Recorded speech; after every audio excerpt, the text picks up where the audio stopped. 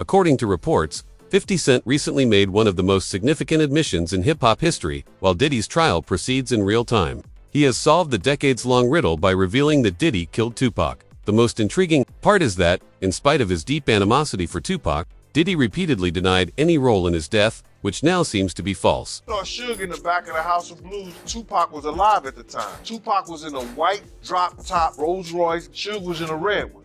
We rose up to Pac. Puff tried to speak to Pac. He like, yo, what up, Pac? Pac looked at him and turned his head. Didn't say nothing to him, got right back on his phone. Red said, yo, F him, speak to Suge. Suge is the boss. Puff said something, she said, yo, what up, Suge? He said, what's up?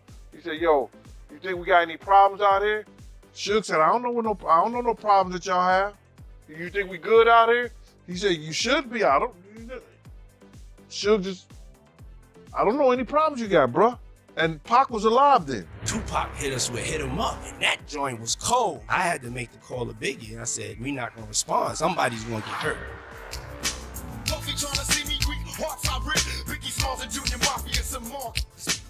New court documents show that TPD Davis accused Shawn Diddy Combs of paying $1 million for the of rap icon Tupac Shakur. Rest in peace, big.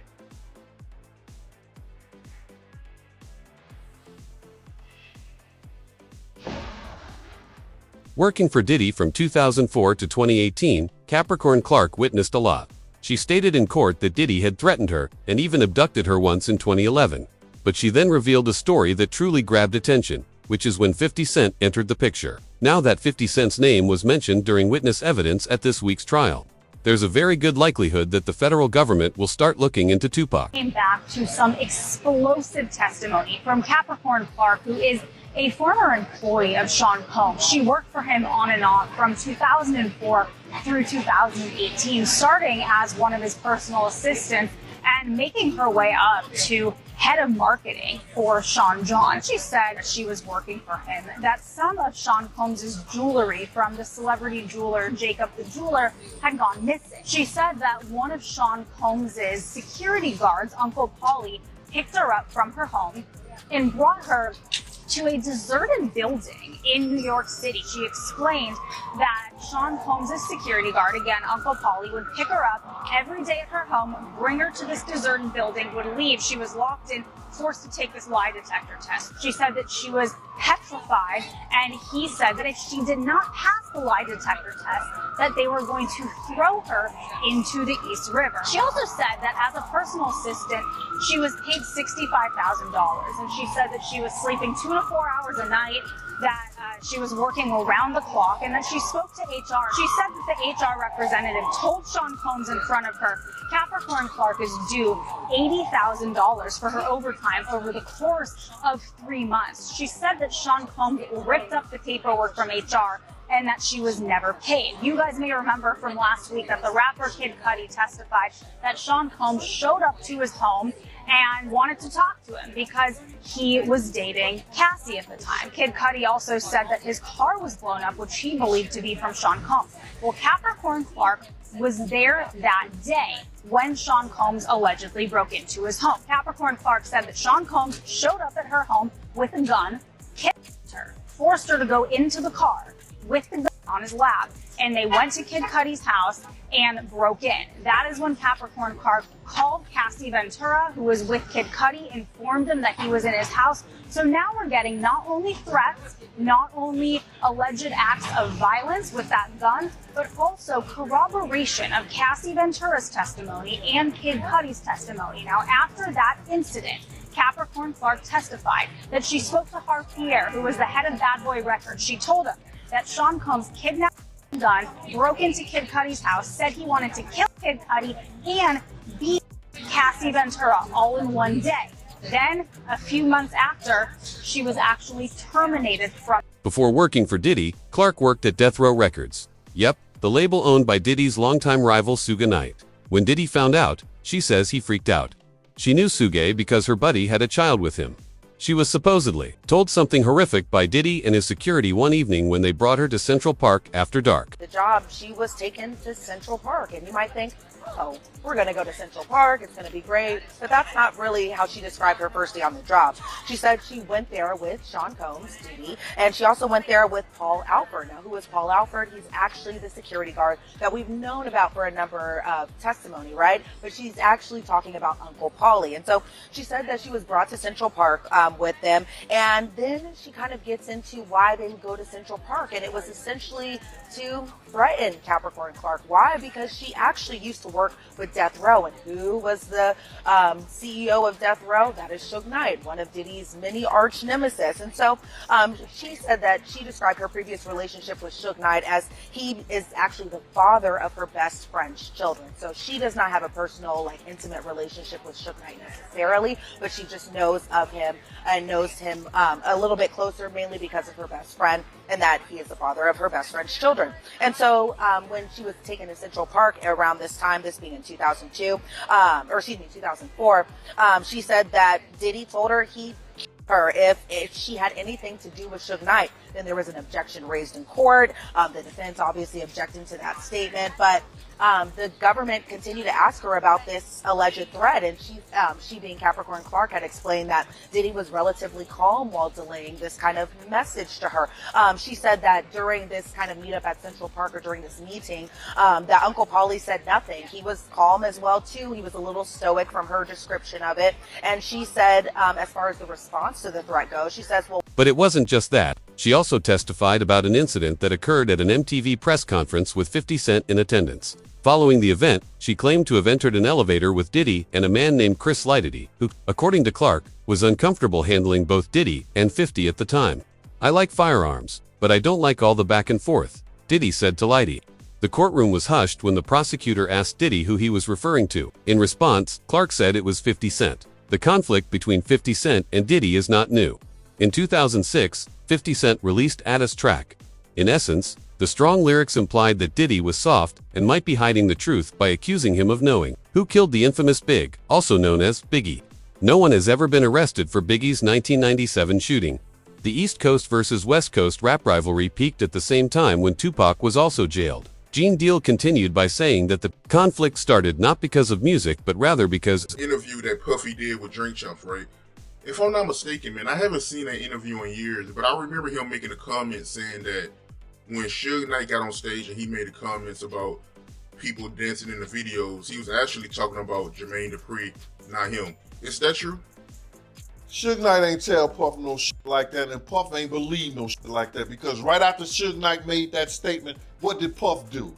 He got on stage, because if a brick hits you, say ouch. He got on stage and spoke on it. You know, another executive come up here speaking on that. I love Dr. J. I love what they doing. I get Death Row. They props in the whole 9 yards. If he thought he was talking about Jermaine Dupri, why the fuck would he spin and say something right then and there? Why would he say something? He knew it was about him. That's why he got on stage and said what he said, bro. Didn't he say that right after what Suge Knight said? He got at the Source Awards and said what he said with Faith up there.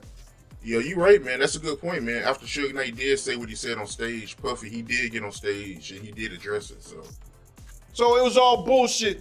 Oh, see, everything get changed years later. Everybody wanna write their exit or write their entrance the way they wanna write it and not tell the truth. Tell the truth so these young kids can understand, so these young kids could not make the same mistakes that you made. But they're not gonna do that, because everybody wanna be bigger than what they are. So you have some people that say that Tupac, he was the one behind the beef between Death Row and Bad Boy. And you got some people that say that, you know, the beef between Death Row and Bad Boy started when Big J got killed. But from your point of view, when did the tension and beef start between Death Row and Bad Boy? All the tension started between Puff and Suge Knight. You understand? All the tension came from Puff and Suge Knight.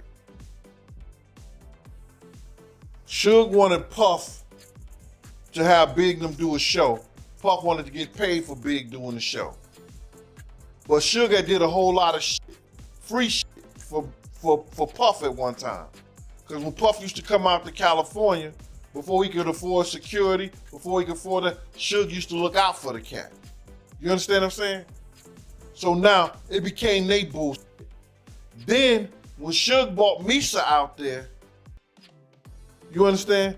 When Suge bought Misa out there and talk about what the East Coast won't take care of, the West Coast will, then Jake, you know, Jake being killed by Jason. You understand? And they making that bull up like Bad Boy had something to do with it. 50 Cent still makes fun of Diddy today. 50 said that Diddy was implicated in Tupac's murder last year when a man named Keith D was detained in connection with it.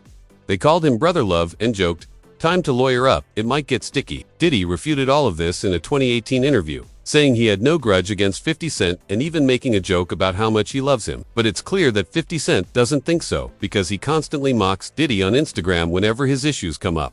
For instance, 50 wrote, "Now it's not," in response to the raid on Diddy's home earlier this year. Did Diddy do it? 50 went into full troll mode after hearing Diddy's name mentioned in court this week. He posted a fake photo of himself looking serious, along with the caption, "Wait a minute, Puffy's got a gun. I don't feel safe." In the same post, he even advertised his clothing line. After that, he posted another fake picture of himself writing, "In terror, Diddy wants me dead. Itty bitty. I might keep quiet at tonight's playoff game." Furthermore, he wasn't kidding when he showed up for the Knicks game the next night wearing a shirt that said "Free Diddy, Classic 50. He has been making fun of Diddy for years. And now that he is facing severe charges, including threats, 50 is intensifying his efforts. In particular, Netflix docuseries that you've been working on, Diddy Do It. Right. You've been saying for years that you feel you knew Diddy's character. Right. Yet you said you weren't a part of that lifestyle, you weren't going to the parties. So what makes you so absolutely sure that these kinds of allegations that we've seen against him are true? Well, I'm surprised by the allegations, as surprised as everyone else is. Like, I didn't make the allegations, I didn't tell people to say these things. It comes out, I see it in the news like everyone else, but I did feel uncomfortable with the way you represent the idea of going to these projects. To come party with me. Yeah. And then that swayed me away from it, just that alone. So you didn't realize as much stuff was coming. Like, when I seen today, it was allegations of 3 men that said he drugged them, and it's a long time, to be honest with you. Like, when people don't remember being violated for 20 years, it makes me feel a little hard. What are your thoughts on the allegations against Jay-Z? That was interesting. When I was saying things, not knowing exactly what I was saying, I was going, where's Jay at? He's mad quiet. Like while the Puffy thing was going on. But it's obvious now that his team was being made aware that he was in those allegations also. The latest information indicates that Diddy's life will not end well, and the trial is expected to go on for at least another month. Following the release of a video allegedly depicting Diddy abusing his ex-girlfriend Cassie, a woman named Jane testified before the jury on Monday regarding a violent confrontation she had with Diddy. Combs' Miami home in May 2024 when the Cassie video first aired on CNN, and she said Combs even showed her a draft of the statement that he was going to post to Instagram apologizing for it, and the jury heard her say that she didn't think he was being genuine. When she later heard and saw that Instagram post, the defense objected. The judge instructed the jury to disregard that testimony. The other interesting thing, Eva, that Jane said on the witness stand is that Shawn Combs is still not only just paying her rent, but also paying her legal bills. And his defense attorneys were the ones to whom she first disclosed that Shawn Combs got violent with her in June 2024. Okay, Cassie Ventura Combs' act was not in court today, but her civil suit against Diddy came up today. Why was that? Jane said she nearly fainted, or she said, in fact, maybe I did faint, because it was like reading her own story, as she put it, her own sexual trauma. And she said she confronted Shawn Combs about it, and he told her that that was the only time in his relationship with Cassie Ventura when they're... Jane said she asked Diddy if he was seeing another woman while he bent down to tie his shoe during a family trip in Utah. Jane claims that she hit his head on a marble counter. With that, she's on the stand, and remember, I'm in the main courtroom where she's testifying. She is talking so softly. She refuses to look up, even at the person that is asking her the questions, and she is crying like every 5 minutes. So when you combine him talking so aggressively to her in these voicemails, like to us, it'd be like, no, you ain't talking to me like that. But to a person that the jury is seeing, it's like, oh, wow. Yeah, but they also heard that she started physical fights, smashed his head into a marble counter, punched him, threw wax and hot oil at him. But they heard that as well, so she's capable of that as well. And here's a guy saying, you saw me on social media with another woman. Let's not get crazy about this. I'm single. I can do what I want, but I'm telling you the truth. Again, that doesn't sound criminal. I think that rings truer in people's ear as something they've heard before of a trifling matter. But also, they're not looking at that testimony singularly. They're looking at the entire case. They're looking at the Cassie video. Perhaps the most startling of all was the audio of Diddy being played in court. It said, would hold this over her head and say that he was going to take that away from her if she didn't want to participate. During Jane's testimony today, they brought up that Diddy left a voicemail on Jane's phone, and he referred to these freak-offs in her eyes as a job. Now, they have released the voicemail that Diddy left her to the public. Hey, I really don't know what's going on with you, but I just want to just give you a heads up that I'm about to really disappear on you. You feel me? I'm not going to be playing these games with you at all. At all. So I don't know if you think you silent treating me, and you think I'm gonna be, nah. You'll have a rude awakening. You'll just have silence. And ain't nobody threatening you, and I ain't trying to go back and forth with no woman. You know what I'm saying? I'm telling you, I ain't got no time for no games. Where my life is at right now, I don't have no time for no games, baby girl. Me and you can be mad, I can have a spat, we can have whatever, then after that you better get on your job. That's really, that's all it is. Cause you got me on my job, nah, it ain't never gonna work like that over here. You know what I'm saying? I was trying not to leave this message, but you have left me no choice. So either you go in the direction of like moving on and like that, or you like just like have me just keep moving. Ain't no threat, I'm just being clear. I can't do this with you every time. She continued by saying that Diddy had called in a male escort after he had showered, told her to put on underpants, and told her to administer ice to her wounds. At the end of the trip, he promised to give her money, but it wasn't just any money. A couple of $50, $100, or even $1,000. What is a significant sum of money? He also gave her a love bracelet. Although it was also during the trip, he promised to send her $10,000 at the conclusion, which must be a good sum for someone to send. Slid and told her that he would send her money at the end of the trip, and not just any money, not a couple like $50 or $100, maybe even $1,000. No, it was a lot of money. It was $10,000 that he said that he was going to send her at the end of the trip just to have it, just to have $10,000, which must be pretty nice for someone to send $10,000 just because. But during the trip, Jane said that she started to use some types of drugs, including ecstasy. She said she had taken it before, but that Diddy was the one who suggested it at various points during the trip, like 10 times, as she said, and said that he had opened his hand, a pill was there, and said, take this, it'll be more fun. And then she said her body began convulsing during this trip. She fell to the sand, and that Christina Coram and the butler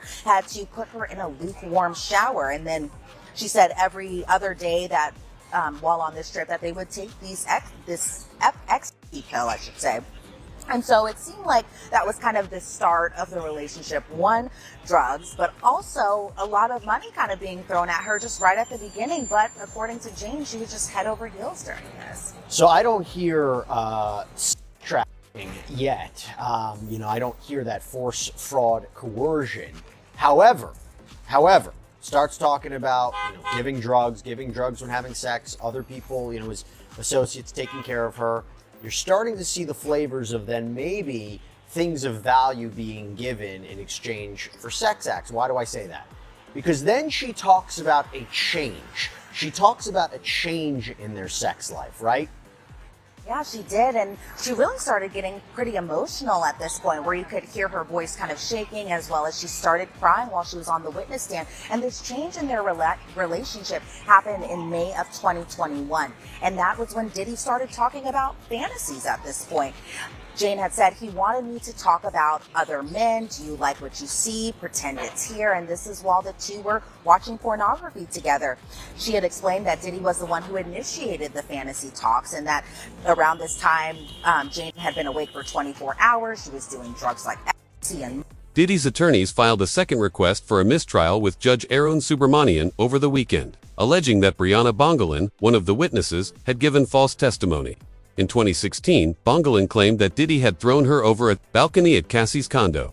According to Diddy's lawyer, the government exploited the misleading information that Bongolan and Cassie gave to gain further evidence that shouldn't have been accepted. Diddy Combs' team is once again asking a judge to declare a mistrial in his and racketeering case. Defense attorneys claim prosecutors presented false evidence alleging Combs dangled a woman from a balcony in Los Angeles in 2016, saying that they can prove he was in New York City at the time. Let's bring in ABC News legal contributor Bernarda Villalona to break this all down. Thanks so much for being with us.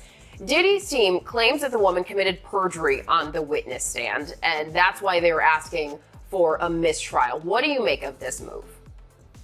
Yeah, so I was in the courtroom when this witness was testifying, and when the defense attorney, Ms. Westmoreland, confronted this witness with the travel arrangements where Shawn Combs was in a different state when she alleged that she was dangled over this balcony. So in terms of what the defense is trying to do, they're trying to prevent a miscarriage of justice. They are asking the judge to step in and not to wait and see what a jury would do, because now they've shown a pattern of prosecutorial misconduct by this prosecutor. Number one, with the insinuation that Shawn Combs has something to do with paying off LAPD to get rid of evidence, and now with condoning this perjured testimony. So yes, they're asking for the judge to step in now and make a decision, and not to wait to see what a jury would do. Also to remember that they're doing this now because they are doing two things. They're also trying the case in front of a jury, but if there is a conviction, they want to make sure that they have brought this issue up before this judge, so that way an appellate court can review this decision. Okay, thank you for explaining that context there. And prosecutors, they are expected to respond to the mistrial request before court resumes tomorrow. What do you anticipate will happen? So on this specific issue, I think the judge is going to deny the defense's request for a mistrial. The reason being because they're dealing with something having to deal with the credibility of a witness. The jury is the finder of fact. They are the ones that determine the credibility of witnesses. So that being the case, the judge is going to say that it's up to the jury to determine the witness's credibility, that being of Cassie Ventura, and also of this witness that supposedly gave perjured testimony. So they're going to leave it. The judge is going to let the jury to decide and going to... Diddy's attorneys filed a second request for a mistrial with Judge Arun Subramanian over the weekend, alleging that Brianna Bongolan, one of the witnesses, had given false testimony. In 2016, Bongolan claimed that Diddy had thrown her over a balcony at Cassie's condo. According to Diddy's lawyer, the government exploited the misleading information that Bongolan and Cassie gave to gain further evidence that shouldn't have been accepted. Involving the Shawn Combs trial, senior national correspondent Laura Ingle is standing by with legal analyst Misty Maris. And Laura, you are learning Combs could potentially be removed from his trial and not allowed in the courtroom. What can you tell us? That's right, Nicole. This has just happened in the last few minutes, and this would be a huge development if he is removed for the rest of the trial. And what has happened here, as we are going through the cross-examination of one of Cassie Ventura's friends, who we've been telling you about, Brianna, who has been on the stand, Shawn Combs has been, according to the judge, vigorously nodding during some of this cross, engaging with jurors, or at least appearing that he's trying to, looking at jurors. That is not allowed. And as you mentioned, legal analyst Misty Maris is here. I'm just going to scoot her in. This is breaking news, so we're just bringing her right in because we're here at the courthouse together. You just came over to tell me what the judge said. Explain to us what this means. Yeah, so this was huge because what the judge admonished the defense team, saying that Combs had been engaging with the jury, meaning that he's making direct eye contact with the jury and having a reaction, nodding his head. The judge said this is jury interference. It's to influence the jury, and actually referenced that the defense was warned not only today during Bongolan's testimony, but also had been warned previously during the testimony of George Kaplan. So this feeds into a federal rule which relates to disruptive conduct by the defendant in the courtroom. And the rule says that if somebody is warned by the judge, the defendant is warned, but the conduct continues, one of the consequences could be removal from the courtroom for the remainder of the trial. And Laura, that is a huge consequence to the defense. Yeah, and all along we've been seeing Shawn Combs, passing notes, and that's allowed with his defense. He's been very active. He's been paying attention, and we have heard of him nodding along during some of the testimony, but this is something different. Correct. So engagement with your attorneys, passing notes during testimony, even being a bit reactive to witness testimony, looking at the witness and perhaps having a reaction and looking engaged, all fine. It's when it comes down to engagement with jurors and something that could tend to influence them in some way. And what the court looks at is their influence or intimidation. Is that what the defendant is doing, and could it have that impact? So here the judge was taking a very strong stance. And keep in mind, from the defense perspective, that would be the most severe consequence, removal from the courtroom, because every defendant has the right. Gene Deal believes that there is more going on here than meets the eye, and that Diddy may be planning something nefarious in the courts.